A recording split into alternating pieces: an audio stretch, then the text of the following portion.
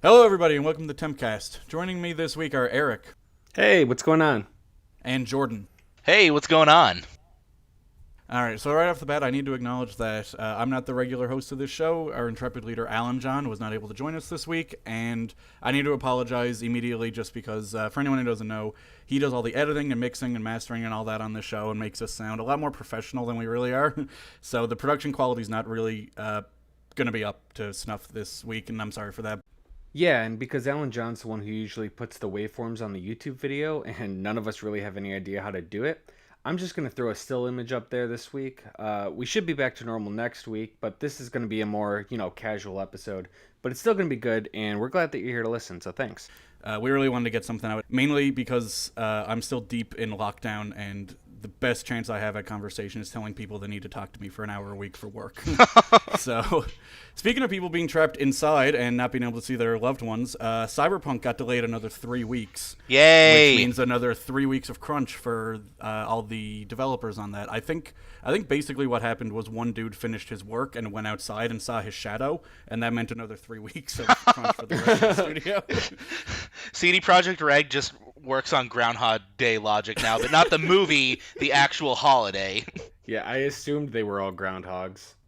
It might be Groundhog Day logic. It feels like they're just doing the same thing over and over and over again. This is the third delay this game has had this year. Yeah, so right off the bat, Eric, I know in the past you've been kind of vocal about how you feel about like crunch and stuff. What are your thoughts that now there's more crunch added onto this? It's one of those things where I don't mind if you delay a game, but the fact that they delay it and they're still doing the crunch, that's the obnoxious part to me. Is it's like, you guys, you're hurting the people who are making this game. I mean, I'm sure they're not being adequately paid for the time that they're putting into this, and you're still delaying it. Just keep delaying it, or do the crunch and get it out of the way. Don't do both. You're just hurting everybody now. That's what I think about it. So a lot of people will argue about how bad crunch is, and whether, a lot of people are saying like, oh, well, I work really long weeks and such and such. And I mean, for one thing, I would say that just because a lot of people work crappy hours and crappy jobs doesn't mean that you shouldn't be vocal about it. But just for people that aren't aware of some of the specifics on this, there are devs reporting that they're working 100-hour weeks on Cyberpunk and have been for a little while. So this is just extending that.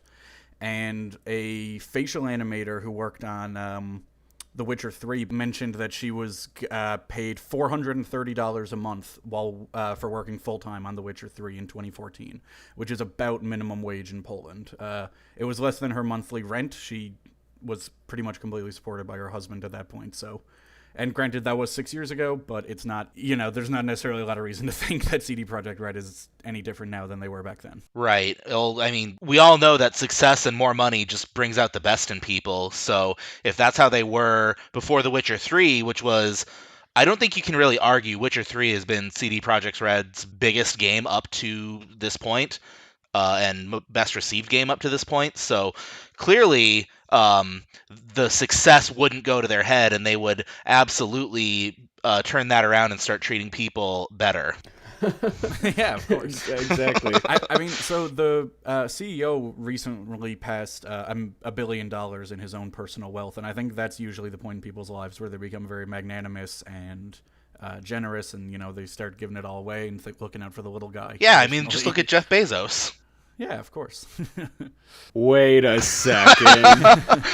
I don't know. For a while, Cyberpunk was kind of my most anticipated game. Basically, since the first trailer with Keanu dropped, was that 2 E3s ago? I think so. Yeah. Yeah. Something like that. 2 years ago, maybe. Oh, I guess because, COVID kind of stopped E3 from happening, so... But... oh, no, I think it was 19. I think was it? I think it was... I don't know. Oh, but point is, basically since that trailer dropped, that was the first I'd really heard of it, and so It was 2019. Yes, sorry. Thank you. Good fact checking. But yeah, I've been anticipating it since then. I was really excited. It was one of the reasons I pushed to get a PC instead of getting a next gen console. And honestly, now I just don't care. It's like, okay, it'll come out when it comes out, and insert a rushed game is never good, blah blah blah quote, but at some point you can only have a game delayed so many times before people just start losing interest, and that's where I'm at. Yeah, we talked last week about early access and how you only get to launch once, and I guess this is an interesting flip side of that, where they want to make sure that first launch and that initial impression is really positive. But it feels like we've been so close to release for so long now that, like, the delays and the negative PR surrounding the game are kind of the first impression people are getting of it. So close to release that they went gold, and I think, didn't they say that it's ready on PC? Yeah, so a lot of people weren't quite sure what going gold meant. Usually all it means is that the game is content complete. You can play it start to end. There's nothing going to be added to the base game.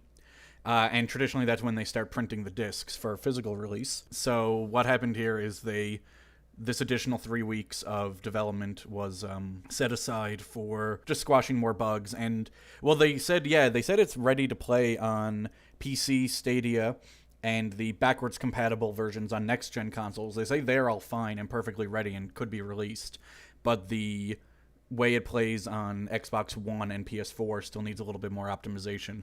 So that's what they're going to be doing over the next 3 weeks, and that's all going to be included in a day zero patch. So those discs that were produced are just going to sit in a warehouse for an extra 3 weeks. Wow. Yeah. You know, I'm not an expert on game development, so I'm sorry if this just reeks of ignorance, but it's kind of interesting to me that the backwards compatible versions are playing well on the next gen systems, but they're not playing well on the current gen systems. That's just kind of interesting to me. It is a little funny. I mean, I guess it just has to do with the extra power in the console. I don't know enough about game development to speculate on whether that's unusual. Right, and I'm not implying they're lying, not implying that that's sus. It's interesting to me, like, oh yeah, this game plays fine on the new console, but only if you're playing the old version. But the old version doesn't play fine on the old console quite yet. That's just an interesting kind of juxtaposition to me. And it's worth pointing out that the true, PS5 and Series X/S version isn't expected until the first quarter of next year. Right. And that's going to be a free upgrade. So I don't know. I guess it's technically a new release, but they're not charging again. I don't know. But what they say is playable on PS5 and Series X now is just the backwards compatible version. So there was a investor call with the CEO and the CFO and I believe a marketing guy where they spoke to investors about this delay, and they asked them if they considered staggering the releases and releasing PC and next-gen versions on the intended release date and only delaying the current-gen consoles, because that happens quite a lot. There's a few games coming out that are like that. So they said, we have not considered splitting the release. We're big believers in serving everything at the same time. It's much more reasonable from the perspective of how the team operates, and it's also convenient from the marketing perspective. So the answer here is no. No, he ended that quote mentioning that it's more convenient from the marketing perspective. I gotta believe that's what this is. It's just easier to market that the game is available everywhere instead of, okay, what's our new release date for home consoles? What's the next gen release date? Just here, it's all out. If you have a PC, if you have a next gen console that isn't made by Nintendo, you can play it. I think I agree with Jordan there, because so we're probably going to spend a lot of this episode complaining about CD Projekt Red, because clearly they're doing some shady stuff behind the scenes, and most of the people who are going to be listening to this on GBA Temp are going to agree. But we also have to keep in mind that we're the very, very, very loud vocal minority, and that the vast majority of people aren't going to care about any of this. And once Cyberpunk 2077 is out, if it's a good game, people are going to love it. So they'll forget about the delays. Obviously, we're focusing on the inner workings of all of this, and like the investors are really mad about it. I think that CD Projekt Red's stock dropped like 25% in the past 2 months or something like that. So really, yeah. But just because of all of this, good time to buy, because it's probably going to jump right back up when that game exactly. releases. Theirs is a little difficult to buy, but exactly. Oh, because it's Polish, yeah. Yeah, and I think for the most part, if it's a good game, I think people will eventually just forgive them and forget about all of this stuff. I'm not saying we will. I'm just saying that the general public, I see they're marketing to them. It's easier to say, like Jordan said, you can purchase it for PC, next gen, this.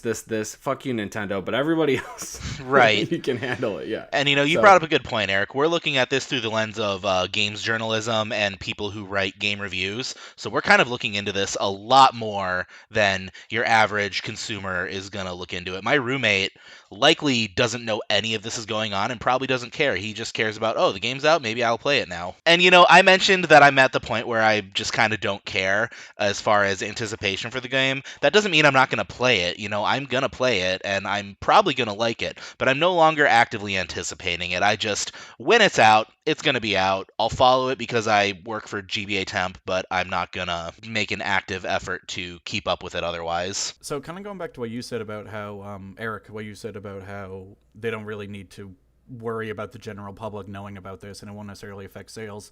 That actually also did kind of come up during the sales call as well, where someone asked them if they were considering maybe selling it at a slight launch discount or something like that to incentivize sales, to pull people back in who are annoyed by this news.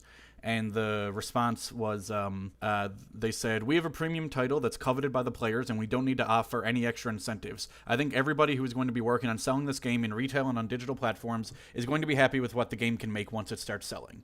So basically, they're just saying, no, like, people want our game. They're just going to buy it anyway. We don't have to do anything. Like, we can just do whatever we want and make all the money we were going to make anyway. And boy, is it accurate, too, because he's right. Yeah. It doesn't matter how many times it gets delayed. People are going to buy it. I just got done saying that I'm going to buy it. Yeah, and you're one of the vocal minorities, so... well, that said, Jordan, you're a huge fan of The Witcher, right? Yeah, I'm working my way through the books, and I haven't played 2 or 1, but I've watched the show, I've read both of the collection of short stories, and I've played Witcher 3 a lot, so you could say I'm a big fan. I'm probably not an expert, but I'm a pretty big fan. What's your dog's name again? My dog's name is Cirilla. She is a year old, so it was absolutely an intentional naming choice. What does she feel about crunch time? Well, crunch time sounds like dinner. Yeah, she does love her dinner. She's currently eating a chew toy right now, so that's how she feels about crunch time. So speaking of crunch, there was another thing from the call where the co-CEO, I believe, had a quote. Basically, one of the investors had asked him, is he worried about the negative PR surrounding all the crunch stories, and is this delay going to alleviate some of that crunch, and then they can use that to combat the negative PR?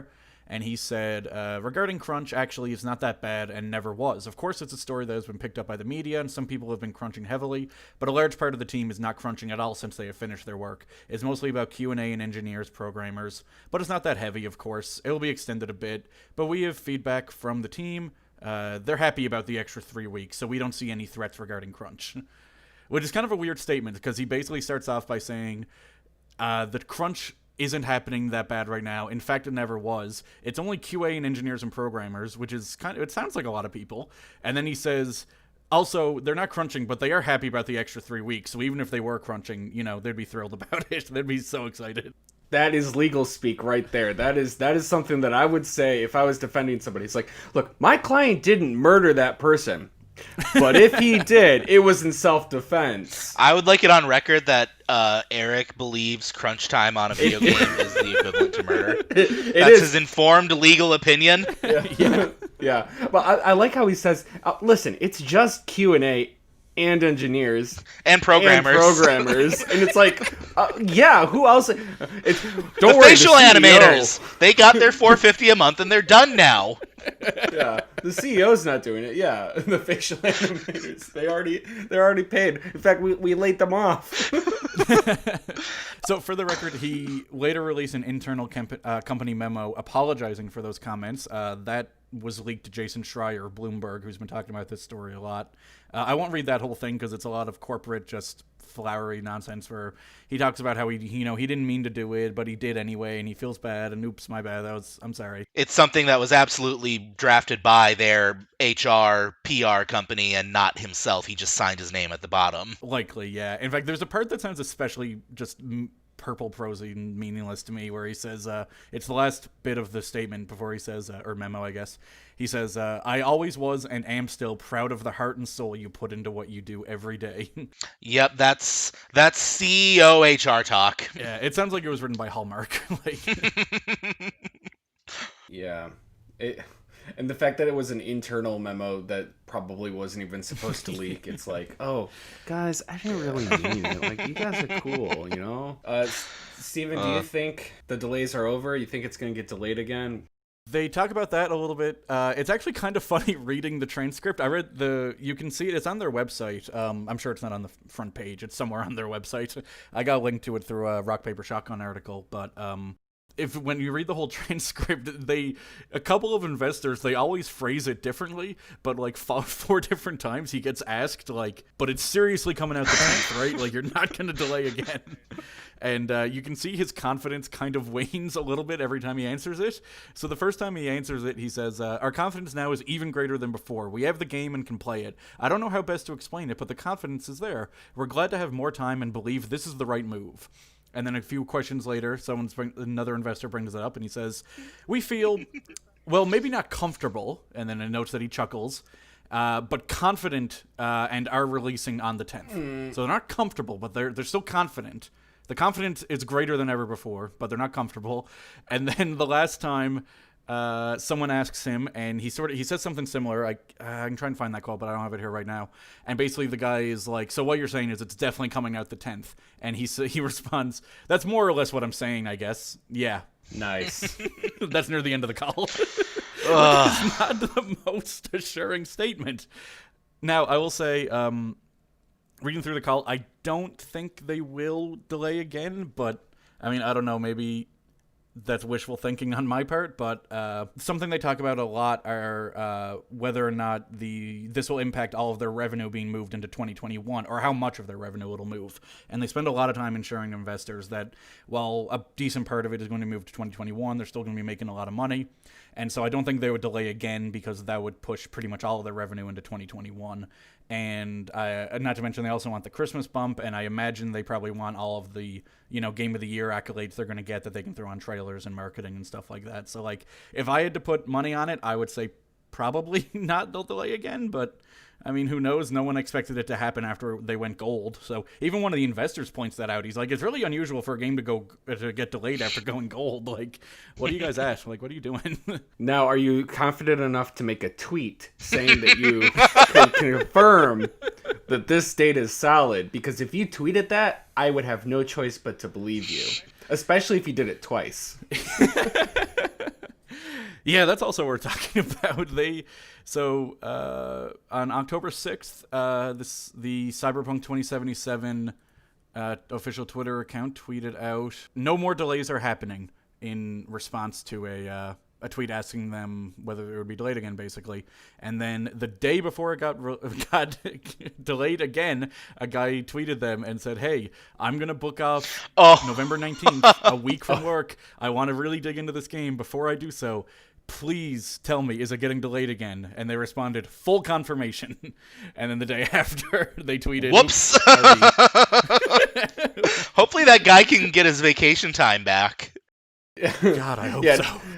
Not to derail too much, but that reminds me of a Reddit thread a couple years ago where it was an Ask Reddit that said, who is somebody who's still alive that you're surprised to hear is still alive? And the first comment said, "Oh, Harper Lee, I'm surprised she's still alive." And then she died like an hour later. Harper Lee read that tweet or read that Reddit post and said, "Bet."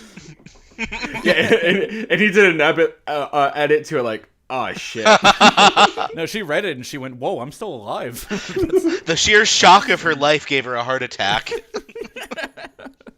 That's how you kill a mockingbird. Yo! Yo! So, obviously a lot of people are going to point out that, like, the marketing guy, the dude that runs the 2077 Twitter, wouldn't know about these delays. It's not like he was intentionally lying to people. Right. What I don't think everyone would expect is that everybody at CD Projekt Red learned of the delay at the same time we did, because they sent out a internal memo at the exact same time they sent out that public tweet. And that's how most people learned of the delay. Wow, that's some solid employment right there. Yeah, and like that's not necessarily like it doesn't change anything. Even Jason Schreier, the guy I mentioned that's been banging on about this a lot, said that doesn't really change anything for these people. They were going to be crunching on the day zero patch and then the patches for months to come. So that doesn't necessarily change anything for them, but it again, it just kind of shows how, I don't know, it doesn't seem like the people steering the ship at CD Projekt Red exactly know what they're doing. Right, that it definitely doesn't, which is astonishing because just how do you not? with a budget this big, with a game this high profile, how do you not know what you're doing? Well, at least we can rest assured that CD Projekt Red is only delaying its game. It's not like it has any ability to delay any other games. I mean, that would be ridiculous. Like, how would that even happen, Steven? Oh, well, have you heard of Path of Exile before? Actually, no. No, yeah, me neither, actually. But I did read about them in the news today because they had a big expansion set for release in December, and they postponed it specifically after the Cyberpunk delay because they don't want to compete with it. There was a quote here from Grinding Gear Games CEO Chris Wilson. We do not want to put our players in a position of having to choose between these two games, so we have decided to step out of the way and delay the release of Path of Exile 3.13 until January. I'm sure that's why, and it's not, we know we would lose. Exactly. It's like, well, one of them I've heard of, and one of them I have not heard of. So that's enough for me. But it's like, I don't know, this is making people so mad that aren't the developers are getting death threats, correct? Yes, so one of them, I should have looked up a pronunciation guide for all these Polish names. That's why I've been avoiding names this whole time. But a senior game designer at CD Projekt Red, the lead designer of RPG elements on Cyberpunk, has come out with a statement saying, I understand you're feeling angry, disappointed, and want to voice your opinion about the delay. However, sending death threats to the developers is absolutely unacceptable and just wrong. We are people just like you. I don't know that I have a lot to add to it besides that. I mean, yeah, the death threats should be pretty cut and dry, I would believe. Yeah. I mean, God bless these developers. I think that they are going through so much right now, and it's not their fault that they have to go through all this crunch stuff. But, hopefully none of these death threats actually work, and when they do eventually pass, they get halos for infinity amount of time. Speaking of Halo Infinite, haha! What happened with Halo Infinite? One of the leads of the production of the game stepped down. So here's a little timeline for you. Microsoft announces Halo Infinite and at some point says that it's going to launch with the Xbox Series X, and then obviously it would have launched with the Xbox Series S as well. They do their COVID kind of E3 showcase where they show off, I think it was an 8-minute gameplay trailer of Halo Infinite. People don't like it. A few weeks later, Halo Infinite gets delayed. Now, even a few more months after that, Chris Lee, who while he still remains a Microsoft employee, is no longer overseeing production on Halo Infinite for 343. They brought in Joseph Staten, who's actually an alumni of Bungie. He was the director of their cinematics for the Halo series. He would write the scripts and dialogue and all that fun stuff, and I think he even wrote one of the novels. So they're bringing in Bungie alumni to kind of help finish Halo Infinite. I think he's the campaign supervisor is his title or something like that. But the interesting thing is that he has been in that role since like 2 weeks after they delayed the game, and Chris Lee's just kind of taken a back seat. So it sounds like he's been technically off the project for a while, but now it's just kind of official. So what are your guys' thoughts on that, my fellow Halo superfans? Well, as a fellow Halo superfan, I agree with every opinion that Jordan has. Steven, your thoughts? I'm sorry. Yes. I think Jordan is very correct about the Halo, and I think 434 Studios needs a man like Christopher Lee, famed actor, at the helm. Okay, so I believe that was what you said. So my opinion is that um so my opinion is that I grew up playing the original Halo trilogy from Bungie. But you don't know. That's just an opinion. Yes, I'm not quite sure if that was a fever dream or not. No, I unashamedly love the original Halo games, and I think no matter what your opinion on the franchise is now, you can't deny that it did change gaming. At least that original Halo Combat Evolved did. I played Halo 4.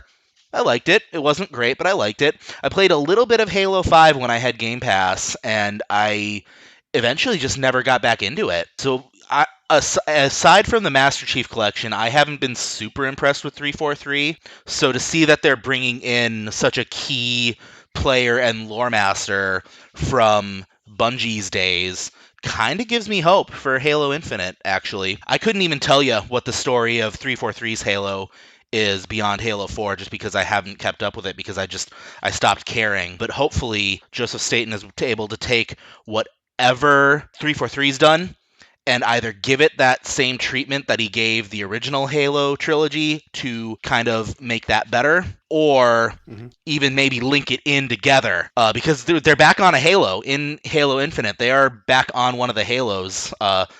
You guys know what Halos are, right? Is that the subtitle? Halo. They're back on a Halo. No. You guys know what the Halos are, right? Like, you're not that out of the Halo loop. 6 back onto Halo. Sorry, Yeah. I'm an idiot. Go ahead. I actually don't.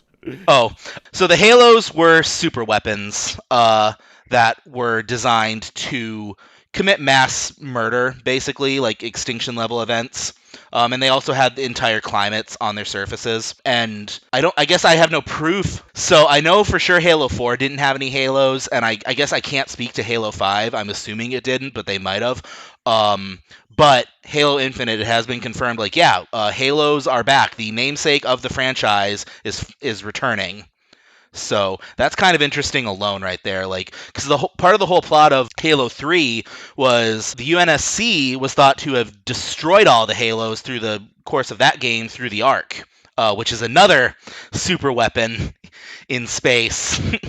So it's kind of interesting that there's at least one left. That was probably revealed in Halo 5, the game I didn't play, more than likely. So is this like the Death Star returning to Star Wars, basically? Essentially, it's like when the Force Awakens came out and they're like, yeah, we've got Starkiller Base. Oh, what's Starkiller Base?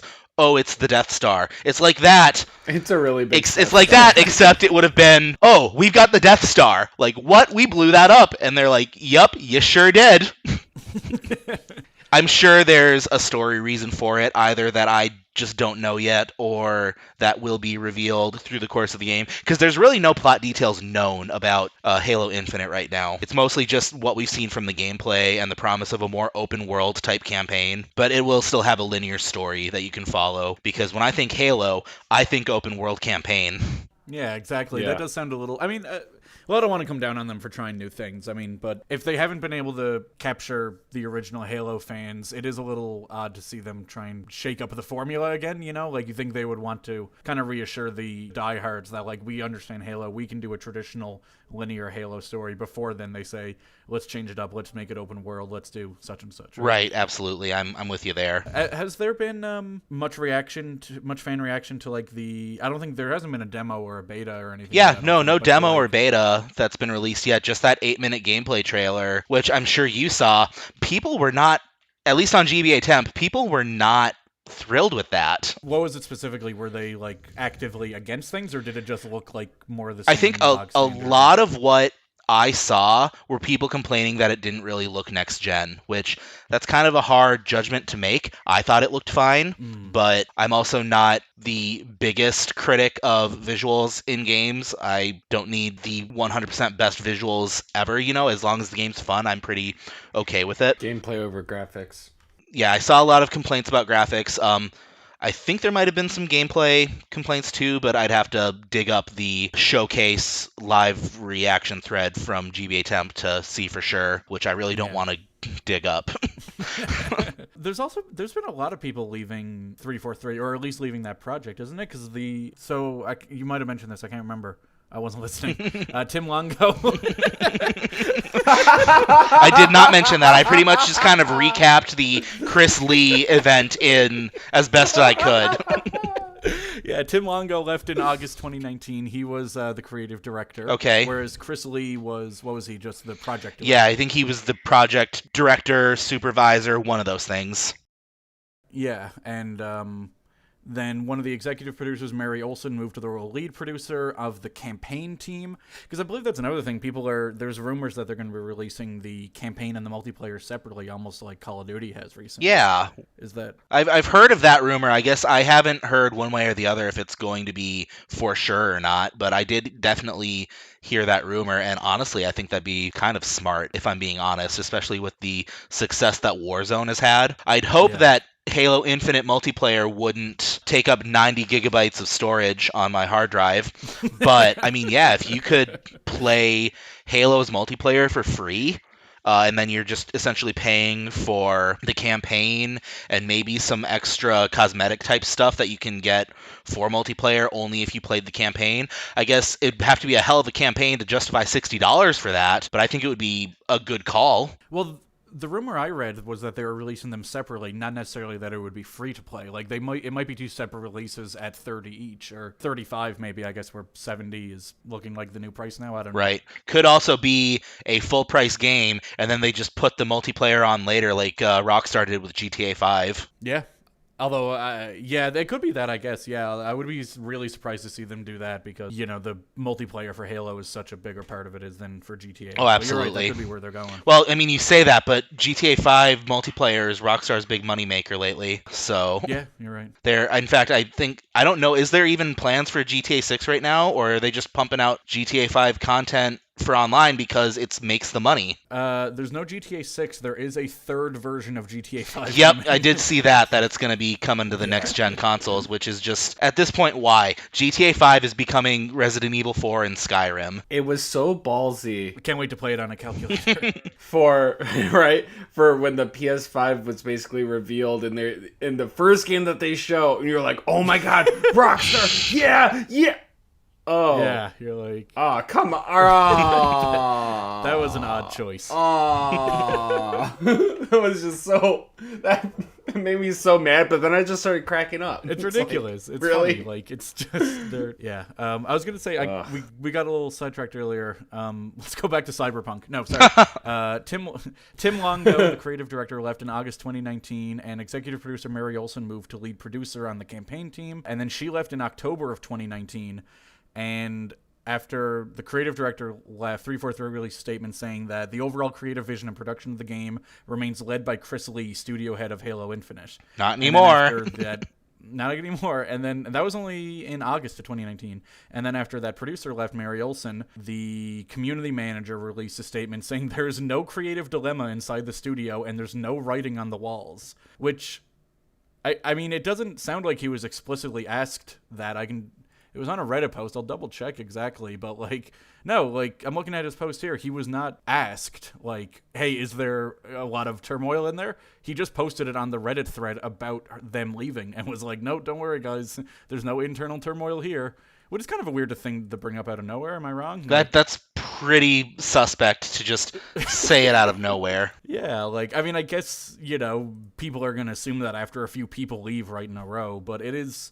And on top of the lukewarm at best fan reaction, I guess I get it, but it's hard not to just think that he's thinking about all the internal turmoil and the dilemmas when he just goes out and he's like, no, don't worry, everything's cool. Right.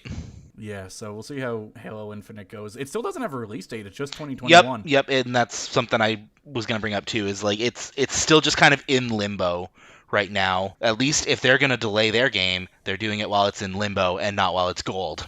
That's fair. So I'm still anticipating Halo Infinite. I think I was pleased with what I saw. I didn't see it and think oh my god, this is going to resurrect Halo. But I'm like, yeah, that looks fun. Can't wait to play it.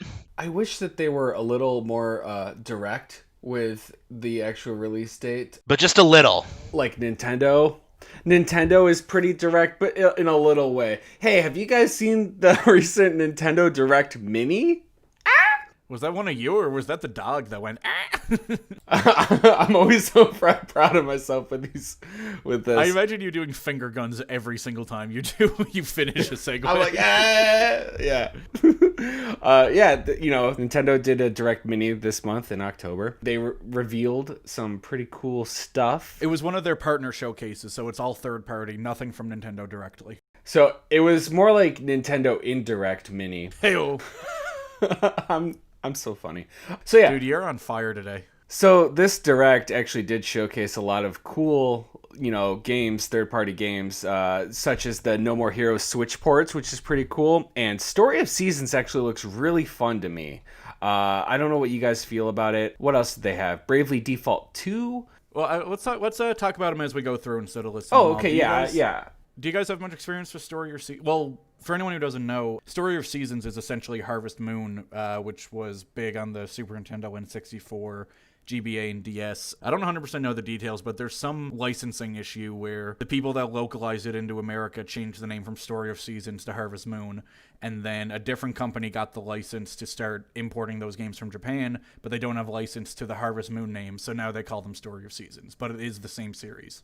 Like a lot of things, I played a lot of Harvest Moon when I was younger. It's been a long time since I played any of them. I've been wanting to pick up the Friends of Mineral Town remake on the Switch, because that just looks really fun to me, so kind of in the same boat. Yeah, this, what's this one called again? Pioneers of Olive Town. It looked fun. Definitely interested. Cool. It kind of sucks because I feel like Stardew Valley has kind of taken over the farming sim market, so it kind of is unfairly getting compared to basically every farming sim that comes out now, even if it's a remake of an older Harvest Moon game like Friends of Mineral Town was. And I kind of caught myself doing that too with both of these games. Is like, oh, but Stardew does this, and then I just have to remind myself, no, this is what you played as a kid, not what you played as an adult. Yeah, but this isn't a remake. This is a new one, and I mean, I don't know. At the end of the well, day, exactly. Stardew is offering the better product. I mean, I think that's the spirit of competition. Yeah. Is it Natsume? I think I'm not sure who makes these. Should have to step up and. Yeah, no, the legacy does not mean that you're gonna forever be forgiven or given a pass just because you have the name recognition of the past. Someone came around and made a better product. You should have to step up your game to that. Yeah, absolutely. And there's also Rune Factory that competes in this space, and Rune Factory has a lot more combat and RPG elements. But I've never played a Rune Factory game. I've been told I should play a lot of them, but I never really got into it. Yeah, me neither. I don't know. They seem cute. I like them, but I don't know. I just like the straightforward farming stuff a lot more. But it's Stardew was kind of made because that genre was like not exactly dying, but it wasn't thriving. Right. And now all of a sudden, it seems like there are a decent amount of Japanese farming games just coming out of nowhere, which is probably prompted by the success of Stardew, I guess. That it kind of reinvented or it revived the genre it was meant to be like a throwback to. Absolutely. My favorite Harvest Moon game was A Wonderful Life on GameCube. So that's the port I've been holding out for just because I don't want to go recollect all of my GameCube stuff to play it. So come on, put out Story of Seasons, A Wonderful Life, or Return to Forget-Me-Not Valley, or whatever you want to call it. That's the one I want to play. Oh my god, that was what it was called. I played the hell out of that game as a kid. I never would have remembered. It was called Forget-Me-Not Valley. I never would have remembered. You forgot Forget-Me-Not Valley? Wow. Wow. Did you play it to the end? Because the whole point of it is that, it's a wonderful life. It goes through your farmer's life and your wife and child as you all grow up. Did you ever get to the end of that game? No, I'm going to assume you die. Yeah, you die. Straight up That's death sweet. in a Harvest Moon game. Caught me off guard. That's like 6 feet under stuff.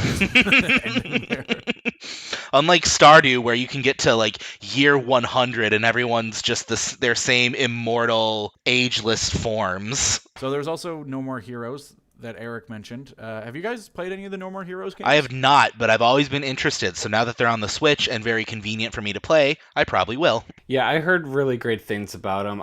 It's in my backlog. Let's just say that. Yeah, I'm in the same boat. I've always really wanted to play them, and I just never got around to it. So we're really qualified No to talk 1 about this, is what I'm hearing. yeah, so we won't talk about this one much. Yeah, No More Heroes 1 and 2 are coming to the Switch. Well, they released the day of this Direct, so that was a couple days ago. No More Heroes 3 is slated for for 2021. I don't know if that had been stated before. That's also a Switch exclusive. What else did they talk about? Hyrule Warriors Age of Calamity is getting a demo that also released on the day of this Direct, so that's out there. We've spoken about that in the past. That's not something that any of us know a ton about. Yeah, I've got no interest in the Hyrule Warriors series. I like Zelda, but I don't know. I like the Dynasty Warriors types of games, like Dynasty Warriors. I did play the first Hyrule Warriors for a little bit. It was pretty fun, and then I played Pirate Warriors 3, the One Piece game. They're fun, but it's sort of mindless fun that gets really repetitive really quickly. But it's just, if you just want to slay tons of monsters without really trying, that's what you want to do to get that dopamine straight into your veins. Yeah, that's what you do. Give me the dopamine. They do seem fun, but like you were saying, where it's a little mindless, I think you would have to rely a lot more on the setting and the characters and the visuals and the style and all that. And Zelda is just one that I'm not close enough to for it to appeal to me, but I can see why a lot of people like it. It seems like a smart idea. Yeah, I'm one of those assholes who likes Zelda for the exploration aspect of the game and not for the deep lore. Can't stand people like that. There's a throwback to that one Tempcast. I think it might have been episode 2 or 3 where I just went on a tangential rant for like 10 minutes about the Zelda timeline. that was when this game was announced. That was probably 4 or 5, I think. Yeah. Yeah, Eric can have all of the lore. I just want an epic adventure that I can explore. Yeah. I want that too. So they also talked about Bravely Default 2. It's coming for the Switch. Have you guys ever played Bravely Default? I Nope. have not. No. Again, it's another one that I like the idea of. It's a throwback to the very traditional JRPGs that Square Enix did in the early Nintendo days on the NES and Super NES, and something that they kind of stopped doing, and Nintendo had to convince them to make Bravely Default 1, and they had to publish it, and then Square Enix was very surprised when it did well for them. So I'm glad to see that they're sticking with it. I do like that kind of game, but it doesn't, I don't know, not enough to be able to get into the whole series right now. They're just such a big time commitment. Have you played it? I did. I played the first Bravely Default a couple years ago. Like when it came out, I played it I played it on my 3DS, and it was fun. It was also very long, and I actually, so you know how big RPGs, they love to have false endings. I got to the false ending, and then I was like, I gotta keep going. It was one of those things where, so I played it, I loved it, and then I stopped halfway through because I got bored. Because, I mean, not to be too specific, but after the false ending, you basically gotta redo everything that you did up to that point. So it's I hate that. You're gonna make me redo everything? No.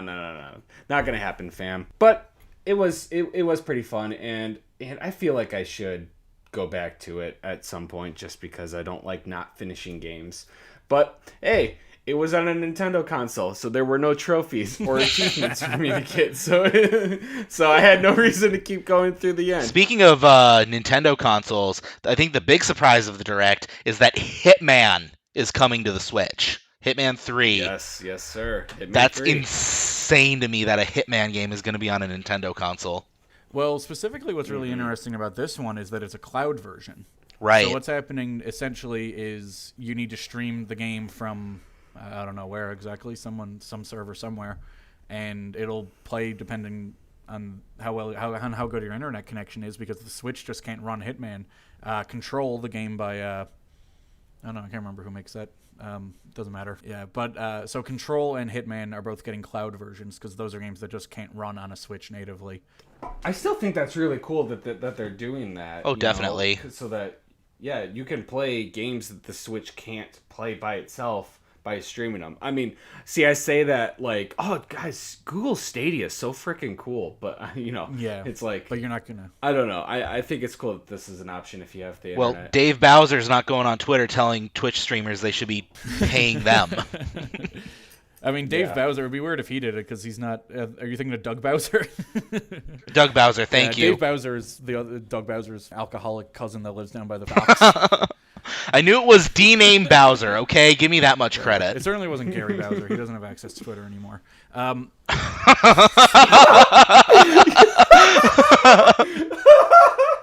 Gary Bowser doesn't have access to the outside world anymore. Yeah, he has been telling the other inmates to not stream games without paying the developers. To not stream games without paying SXOS. Wait, no. Gary Bowser. Gary Bowser's like, you're not allowed to play games unless you pay me. So the cloud versions of these games, it does feel a little antithetical to the Switch, I guess, in that it would be hard to take them portably, I guess, But pretty impossible unless you're tethering Wi-Fi from like your mobile phone. yeah, and I mean, I doubt that would provide a stable enough internet connection. Definitely Yeah, not. So, but I mean, it's better than nothing. So I don't necessarily want to come down on that. But there's two things I want to point out. Well, there's one big one. But I'll say first, it isn't. I don't know how easy it's going to be to get a solid internet connection with this, because the Switch dock doesn't have an Ethernet port on it. You can buy USB Ethernet adapters, but I don't know.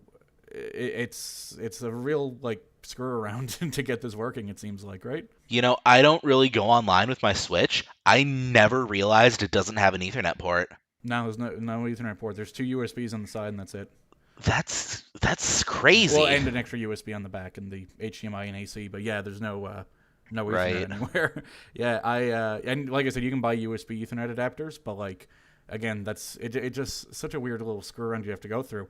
But it is worth pointing out, and I think this is cool. If you look on the trailer for these games, there's a little disclaimer at one point where basically you have to download a launcher app for free, and that will test your internet connection to make sure it's stable enough to be able to play the game before you're allowed to purchase it. Well, that's polite of them. It's nice. I mean, yeah, it is good to try and prevent people from wasting their money, and I'm sure they're doing it to save themselves, so they don't want the bad PR. They don't want to have to deal with refund requests and all this. But I mean, it's good. Right. So what I'm hearing here is Agent 47 for Smash. That would be exciting. That would be something else. Oh, yeah, it would be. I would love it. Yeah. So you seemed really surprised that Hitman was coming to a Nintendo console. Does the Switch still have that reputation as being like a really kid-friendly thing that these types of games don't go to? I mean, like... Not kid-friendly necessarily, but I've always seen the Switch as the family console. Right. Like, and everything on here isn't necessarily going to be just for kids. It's not a kid's toy or anything, but it's stuff that you can play that's family friendly. So to see, I guess, isn't No More Heroes not really family friendly? Maybe I'm contradicting myself right there. That's actually the one I was going to bring up. There's a mini game in the original No More Heroes where you have to shake the Wiimote up and down like you're jacking off. So like... Okay, well, I'm contradicting myself then, but that doesn't change how I perceive things. And I've always perceived the Switch as a very family-friendly game console with a few outliers like No More Heroes or The Witcher 3 Bayonetta. on there. Bayonetta. So a few outliers, but pretty primarily family-friendly games. So to see Hitman kind of hit the system, that definitely shocked me. Yeah, it's that's interesting because I don't know. I've never really had that perception of the Switch. I think I would have on the older ones, but it seems like Nintendo's embracing that stuff more and more. Like when I see mature stuff in a Nintendo published game, like when Bayonetta was taken up by Nintendo, or even when she appeared in Smash, I was surprised by stuff like that. But just having it on the Switch, I feel like there's got to be a good few mature games out there. But like, I mean, even like BioShock That's is on fair. the Switch, and stuff like that. Well, and I mean, going back, Resident Evil 4 started as a GameCube exclusive, so embracing mature games is definitely nothing new for Nintendo. It's just a thing that's always been in my mind, is just Nintendo equals fun for the whole family. Yeah, exactly. When you mention Resident Evil, that reminded me of something that I was looking up earlier. Resident Evil 7 was released on the Switch in Japan as a cloud version back in 2018, not long after it first came out. I didn't hear about this at all. So in Japan, you can play Resident Evil 7 on your Switch. But only through the cloud service. Through the cloud. So this has existed for a while. It was I'm looking at an IGN article here from the 8th of June, 2018. Yeah, so it essentially works the same way that Control and Hitman are. And the reason I looked up this IGN article is to see generally, like, is it considered to work well? Is it reliable? And this guy says his home connection delivers around 30 to 40 megabits per second. And he says it works well enough. Like, there's minor lag here or there. You'll notice it, but it's not really going to affect your play. Now, I don't know how realistic those kind of speeds are for a lot of people. I don't know much about this stuff, to be honest. I couldn't even tell you what download speed I have right now, but like it's somewhat reassuring to hear that this has been in development for a little while, in Japan, sorry. And like it does seem to be somewhat reliable. I want to know now, can you play Resident Evil 7 on the Switch with the Labo VR kit and get Resident Evil VR this way. I hope so. It's also That'd be something. There are rumors that Resident Evil 3 Remake is going to be coming to the Switch as a cloud version as well. There was some leak that had like a Cloud Switch logo on it or something, but nothing's confirmed for that yet. But that would be interesting. That'd be pretty cool. That'd be really cool. I would be into it. I mean, it's an interesting thing for them to keep pursuing, but this cloud version is never really going to be the ideal way to play the game, because everyone that, because the reason to get something on the Switch over any other system is for the portability, and you lose that with these cloud versions. So right, really the only people that are going to be getting it are people that only have a Switch and nothing else, because Control and Hitman, Resident Evil, all these things are on other systems. And I don't know that audience that's going to be putting up with streaming games and that's going to have an interest in Resident Evil 3 Remake is the audience that only has a Switch and nothing else. Well, if you're in that niche, good news for you. Yeah. I'm just saying, I'm very interested to hear if this performs well for them, if this is I guess it has to be to some extent for them to be bringing it over to the West after doing it in Japan for so long, but... Oh, definitely. Makes me wonder if they're going to do a cloud version of something like The Witcher 3 that is noticeably downgraded on the Switch, so that you can get a full Witcher 3 experience on your Switch. I wonder if they'll do a cloud version of Final Fantasy VII Remake. Hey! Thank you. That took a little while. So there's one other quick game I want to talk about. It's not a big game at all, but I thought it was really adorable when I watched the Direct. It's called Part-Time UFO. Did either of you guys watch the trailer for this? No, but the name alone makes me want to hear more. So it's from HAL, the guys that make Kirby. Okay. It's, again, that same similar kind of very cute cartoon art style, and you're a little tiny UFO, and you have a little claw that goes down, that descends from the bottom, almost like in a crane game or something, and you have to fly around and perform menial tasks and part-time jobs to make money. So you'll say there's one where there's a bunch of cheerleaders and you need to pick them up and make a human pyramid and stack them on top of each other, and the better you do stacking them, the more money you get and the better your performance is. That's basically all it is, but it looks freaking adorable. I love it. That sounds amazing. I want to play this. It's got a co-op mode, so you can play together. It's got an endless mode. It has challenges. It looks very simple. These are the guys. They also made Box Boy on the 3DS, and there's one of those on the Switch.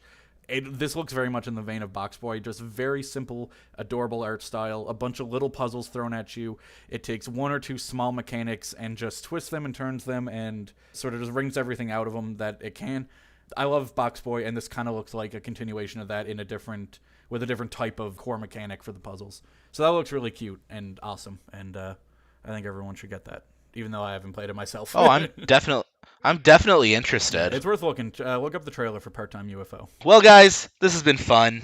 AlanJohn, in addition to doing a lot of the production work on the podcast, is also kind of like the podcast parent who keeps us children in line. So I hope that you've enjoyed the No Parents edition of the Tempcast, and we'll see you soon. Bye! Cue incredible music. Hey everybody, what's going on? I'm back. Did I miss anything? Is the show going on? Hello. What are we talking about? What's next? Eric, do a segue. Okay. Hey everybody.